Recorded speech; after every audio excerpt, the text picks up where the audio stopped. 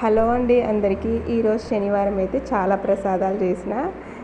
బెల్లం పొంగల్ అయితే చేసిన, బెల్లం పాయసం, ఆ తర్వాత వచ్చేసి సేమియా, ఆ తర్వాత దద్దోజనం మూడైతే పొద్దున దేవుడికి పెట్టేసిన. అవైతే అయిపోయినాయి అనమాట. కొంచెం కొంచెం ఉన్నాయి ఇంకా అవి చూసేసారు కదా పొద్దున్నే.